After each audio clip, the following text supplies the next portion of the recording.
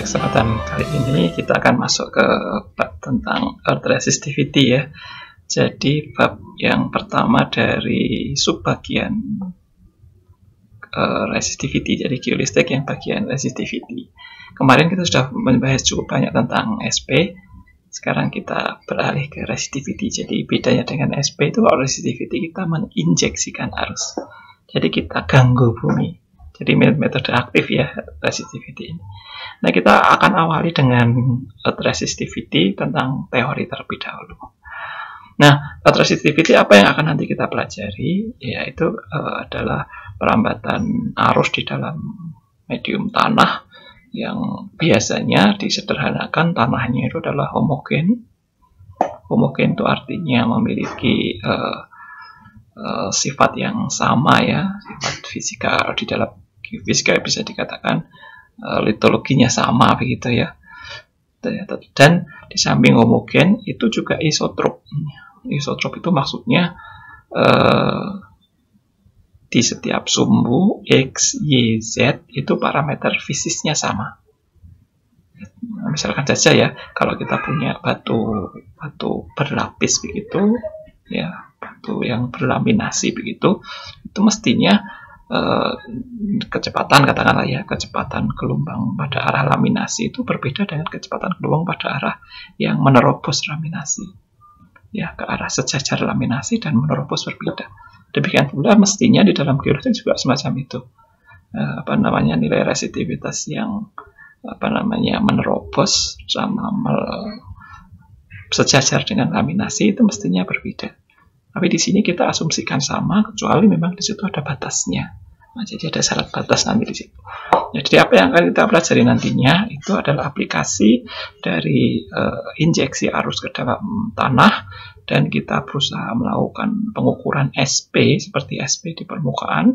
Kemudian kita pengen mencoba mengetahui bagaimana kondisi subsurface-nya ini. Kondisi subsurface di bawah tanah ini dalam kacamata bagaimana kondisi resistivitasnya, distribusi resistivitasnya bagaimana dengan pengukuran dari surface. Nah, ini yang menjadi dasar dari geolistrik ya, menjadi dasar dari resistivity methods ya. Nah, di sini tentu saja kita akan melibatkan yang namanya sumber arus. Sumber arus itu digunakan untuk menginjeksi arus ke dalam tanah. Kalau saya menginjeksi, mestinya saya juga membutuhkan injektornya ya, berupa elektroda. Ya, kalau injektor di sini adalah elektrodanya logam, karena tidak ada faktor pengukuran di situ, jadi diinjeksi langsung. Ya, kita setrum listrik ya. Dan yang kedua, kita juga membutuhkan alat baca potensial seperti halnya SP. Jadi intinya itu bumi kita ganggu, kemudian kita ngukur potensial di permukaan dengan berbagai macam cara ukurnya ya, variasi ukurnya. Nah, kira-kira itu nanti yang akan kita bahas. Nah, ini diawali dulu oleh pendahuluan ya, di mana resistivitas itu atau metode geolistrik ini berusaha menghubungkan nilai resistivitas ke bawah permukaan ya. Kemudian kita ketahui resistivitas material bumi itu ordernya cukup besar ya, yang harus menjadi tantangan kita nantinya. Kemudian metode geolistrik ini pertama kali dikembangkan oleh Schlumberger. Ini cara bacanya juga bermacam-macam ya. Ada Schlumberger, ada Schlumberger, ada Schlumberger. Oke. Tapi dari bahasa Perancisnya dibaca Schlumberger. Kemudian yang kedua adalah oleh Frank Werner. Yang kedua nama itu Schlumberger dan Frank Werner tadi diabadikan sebagai salah satu bentuk tata cara bentuk pengukuran elektroda atau bentuk penyusunan elektroda ya. Kemudian biasa digunakan di arkeologi, lingkungan, eksplorasi mineral. Basicnya tentu saja kita menggunakan hukum Ohm ya, I sama dengan V per R. Ini adalah hukum basic yang digunakan di dalam kajian resistan. Dalam kajian resistan. Jadi dalam kajian bahwasanya media yang saya ukur itu hanya merupakan fungsi resistor saja, R saja. Tidak ada fungsi kapasitor, tidak ada fungsi induktor. Jadi berlaku hukum Ohm yang sangat simpel, V sama dengan I kali R atau I sama dengan V per R. Di mana bisa digambarkan di sebelah kanan ini, ya ada baterai, dan ada resistor, kemudian dihubungkan oleh kabel, kemudian akan ada arus yang melewati di situ, arusnya diukur besarnya dengan ampere meter, kemudian besarnya resistan kita ukur dengan voltmeter. Nah, dari sini sudah lengkaplah hukum Ohm ini. Oke. Nah, ini kita lihat analogi antara kelistrikan dalam geolistrik dengan berbagai bidang yang lain ya, hidrologi sama kalor atau panas atau heat ya. Jadi kalau variabelnya itu adalah potensial, kalau di listrik itu adalah voltage, kalau di groundwater itu adalah ketinggian head ya. Jadi ketinggian air. Kemudian kalau di kalor itu berupa temperatur atau suhu ya. Kemudian kuantitas yang ditransportkan kalau di air itu volume discharge rate atau debit ya. Kalau di kelistrikan adalah electrical charge atau coulomb. Kalau di heat atau di kalor itu ya kalor itu sendiri. Kemudian kalau physical property mediumnya di sini adalah konduktivitas hidrolik. Kalau di sini adalah konduktivitas listrik. Ya, ini diberi lambang tau ya. Tau ini satuannya adalah mhos per meter. Mhos itu seper ohm. Ohm ya, OHM. Jadi mungkin untuk mempermudah jadi dibalik jadi mhos ohm jadi mhos OHM jadi MHO. Ohm dan mhos. Atau Siemens biasanya orang sering menyebutnya Siemens per meter. Nah, tapi kadang-kadang yang digunakan itu tidak electrical conductivity, tetapi electrical resistivity, jadi seper tau, ya, seper sigma di situ itu, atau seper mhos per meter, atau ohmmeter, ya, ohmmeter. Nah, kalau di heat, kalau di kalor adalah konduktivitas thermal. Ya, hubungannya kalau di kelistrikan itu hukum Ohm. Dan kalau yang storage quantity-nya kalau di elektristik itu kapasitans. Ya, jadi penyimpan quantity yang ditransportkan itu adalah kapasitor. Ditunjukkan dengan C. Kalau yang ini ya specific storage ya. Penyimpanan spesifik. Nah, ini adalah analoginya. Analogi dari sifat fisis yang digunakan di kelistrikan. Oke. Kemudian kita masuk ke resistivity ya. Resistivity. Kenapa kok kita harus pakai resistivity? Resistivity itu digunakan seperti ini ya. Kalau kita masih bicara dengan menggunakan resistan, misalkan saja saya punya satu batu bata gitu ya. Satu batu bata yang gedenya segini ini. Nah, ini kalau saya ukur pasti dia juga punya resistan. Resistan ya. Ada R-nya di situ. Tetapi kalau batu bata yang tadi itu saya kecilkan, itu juga akan memberikan resistan, tapi nilainya berbeda dengan batu bara yang besar. Nah, kalau saya punya batu bara yang besar sekali, segedung begitu, tentu saja nilai resistannya juga berbeda. Jadi masih ada fungsi space, masih ada fungsi jarak di sini. Nah, oleh karena itu di-create suatu parameter yang merupakan nilai intrinsik dari kelistrikan dari media yang namanya adalah resistivity ya, atau hambatan ya khusus ya, hambatan khusus yang sudah menghilangkan efek jarak ya, resistivity. Nah, bagaimana cara resistivity itu tadi? Resistivity itu didefinisikan dengan rho. ya, dengan rho yang secara intrinsik seperti ini. Bahwasanya resistan suatu material itu sama dengan resistivity-nya dikalikan L atau panjangnya dan A luas penampangnya. Jadi kalau dari gambar yang di sini ini ada dua gambar ya. Dua gambar di atas itu ini L-nya segini dan A-nya segini. Kalau yang besar itu L-nya segini dan A-nya segini. Tetapi ada nilai intrinsik yang antara A dan B ini, yang atas dan bawah itu sama. Itu adalah resistivity ini. Oke ya.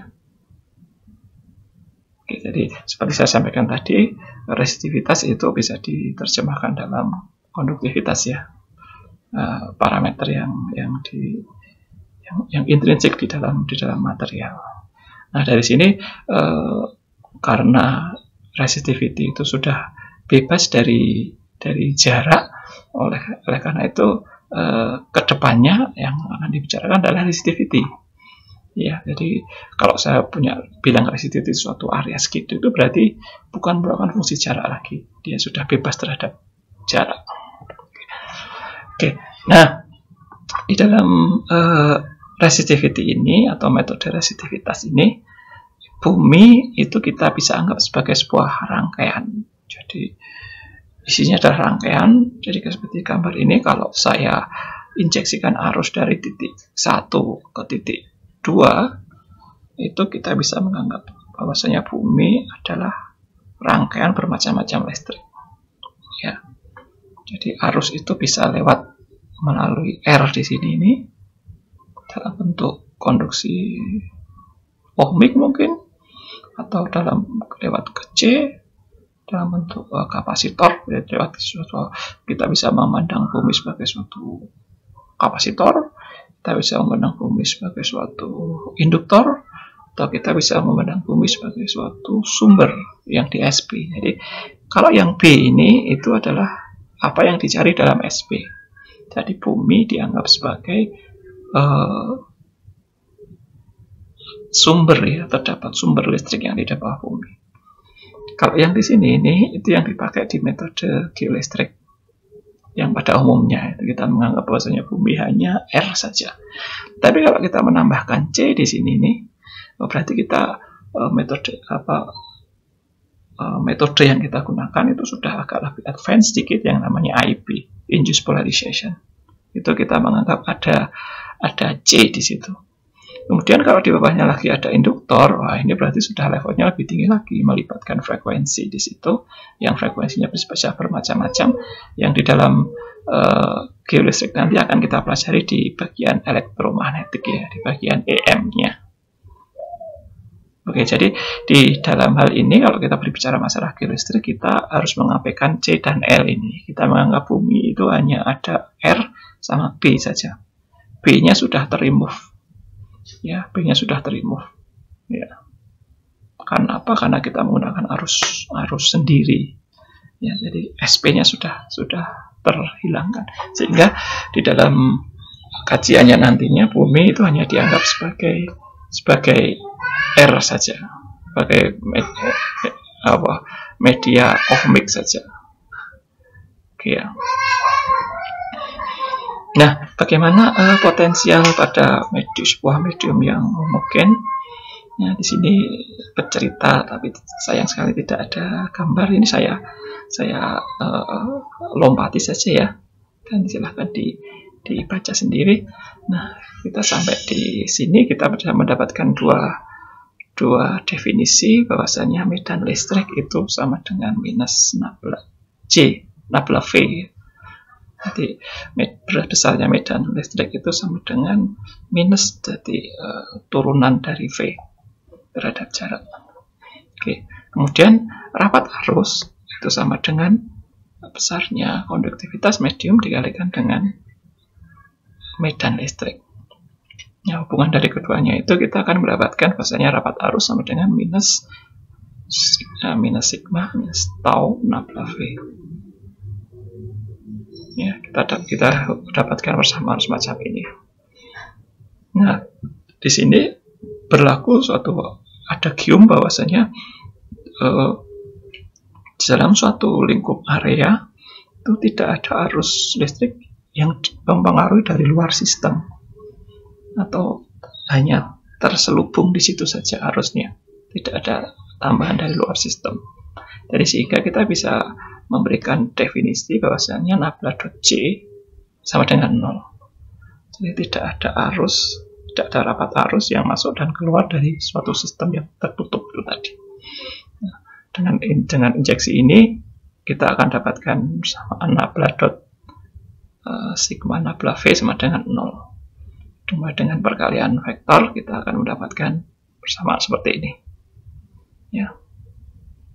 Persamaan seperti ini itu sudah mulai masuk syarat batas ya.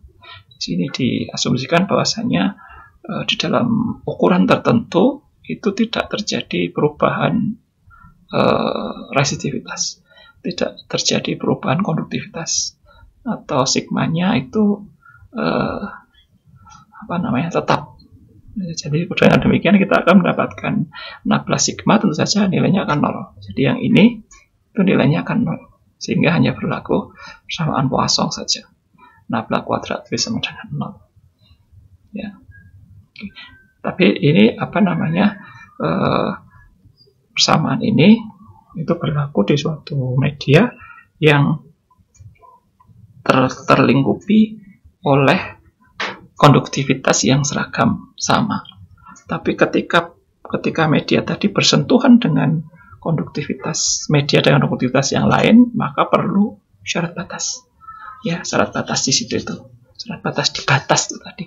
Tetapi untuk perhitungan di tiap-tiap media itu tetap berlaku seperti ini. Ya, jadi media di sini berlaku syarat batas.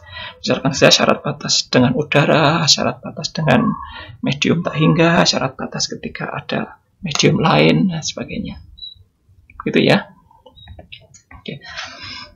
Nah, karena sifat simetri tadi, maka persamaan yang di slide sebelumnya ini diturunkan tidak di dalam kerangka Cartesian, tetapi diturunkan dalam kerangka bola. Ya, nabla kuadrat V sama dengan D kuadrat V per dr kuadrat ditambah 2 per R, ini persamaan penjabaran saja. Penjabaran standar dari nabla kuadrat V. Nah, kemudian dicoba dikalikan dengan R kuadrat, kemudian diintegrasikan di sisi kiri dan di sisi kanan, dapatkan semacam ini. Jadi salah satu solusi dari persamaan ini adalah minus A per R ditambah B. Ya. Integrasi dari ini didapatkan minus A per R ditambah B. Seperti kita ketahui bahwasanya kalau saya pasang R itu berada di tak hingga, maka V-nya sama dengan 0. Jadi V harus 0, sehingga bagaimanapun juga karena di sini ini sudah 0, maka B harus 0. Oke, nah dengan demikian bisa didapatkan persamaan ketika kita masukkan persamaan di depan tadi, kita akan mendapatkan persamaan seperti ini, dan akhirnya kita akan mendapatkan V sama dengan I rho per 4 pi per 1 per R. Nah, yang kita cari adalah potensial di sini, di dalam persamaan ini. Ya, potensial dari satu buah arus I, titik arus I yang berada di dalam media, Ini adalah persamaan dasar yang kita gunakan untuk menentukan potensial. Oke. Ya. Persamaan tadi seperti halnya dapat dilihat pada ilustrasi ini ya. Jadi besarnya potensial dari sebuah titik arus di subsurface. Kalau kita bawa ke medium yang sebenarnya kira-kira semacam ini adalah surface-nya. Kemudian ini ada power yang kita injeksikan di sini C1, kita anggap itu adalah titik arus tunggal, maka kita bisa menghitung nilai potensial di sembarang titik, asalkan kita ketahui bahwasanya dengan menggunakan rumus ini, asalkan resitivitas di dalam medium ini adalah homogen. Di sini dituliskan uniform medium resistivity, ya, homogen di situ, sehingga kita bisa menghitung besarnya nilai V di sembarang titik. Ya. sembarang titik untuk titik di bawah permukaan. Bagaimana kalau titiknya itu di permukaan? Titiknya itu saya pasang di permukaan. Jadi seperti sebelumnya ini di sini, tapi titiknya saya bawa ke permukaan, ya, sehingga menjadi ini. Bagaimana kalau titiknya di bawah permukaan? Tentu saja luas penampang yang sebelumnya ditunjukkan oleh A di sini ini, itu adalah luas penampang setengah bola. Ini adalah luas penampang bola. Ya, 4πr kuadrat ini luas penampang bola. Kalau di permukaan berarti luas penampangnya adalah setengah bola. Ya, setengah bola. Jadi sama seperti di bawah tapi cuma separuhnya saja karena luas penampangnya menjadi setengah bola. Dengan di sisi atas, di sisi surface dengan udara itu arus tidak bisa keluar, ke udara, ya, arus tidak bisa keluar ke udara. Oke ya, arus ya hanya di situ mantul ke bawah. Oke, nah di sini kita akan mendapatkan untuk arus di dekat permukaan kita dapatkan persamaan semacam ini. Oke ya, oke, I per 2pi rho per r. Ya, demikian pula kita dapatkan seperti yang tadi. Oke, jadi kita bisa mendapatkan dua persamaan untuk yang ini untuk arus di permukaan, kemudian yang sebelumnya yang ini untuk arus yang ada di dalam medium tanah. Oke ya, ini saya lewati sedikit. Ini hanya menjelaskan kondisi perambatan arus ketika melewati bidang yang memiliki nilai resistivitas yang berbeda. Nah, bagaimana kalau arusnya itu ada dua titik ya? Ini yang garis biru itu adalah permukaan, kemudian di sini saya kasih arus plus A dan ini minus B. A plus dan B minus nilainya sama. Arus yang diinjeksikan di sama, tetapi karena yang diinjeksikan itu umumnya adalah plus minus, maka yang satu diberi nama plus I, yang satunya minus I. Ya, maka di situ saya tulis sebagai A plus dan B minus. Oke. Nah, kemudian kita akan menghitung berapa potensial di titik P. Titik P-nya di situ. Nah, titik P ini tentu saja dipengaruhi oleh arus A yang jaraknya adalah R, yang nilai potensialnya ditunjukkan seperti ini. Ya, karena A berada di permukaan ya. Kemudian P juga dipengaruhi oleh B, yang jaraknya adalah R aksen, yang rumusnya seperti ini. Nah, karena P ini adalah potensial di titik yang dihitung adalah potensial di titik P, maka itu adalah merupakan jumlahan potensial akibat A plus dan akibat B minus, sehingga bentuknya adalah semacam ini. Ya. Di sini bisa digabungkan karena seperti saya sampaikan tadi, yang A plus itu arusnya adalah I, yang B minus adalah minus I. Ya, jadi bedanya hanya di arus ini saja sama R ini, sehingga kita dapatkan persamaan semacam ini. Nah, ini adalah persamaan dasar yang kita gunakan untuk menghitung berapa potensial yang didapatkan ketika kita punya model semacam itu. Oke, jadi kalau misalkan saya punya titik data tadi di permukaan, ya, jadi A dan B di sini di permukaan, kemudian saya hitung berapa potensialnya. Ini dari surface seperti ini. Ini C1, ini C2, kemudian yang garis ini adalah bidang ekipotensialnya, nilai tegangannya. Ya, bentuknya seperti ini. Yang di sini itu klosur positif, yang di sini adalah klosur negatif. Kalau saya sayap dari kiri ke kanan begini, hasilnya adalah gambar yang ini. Ini ke arah bawah, seperti ini.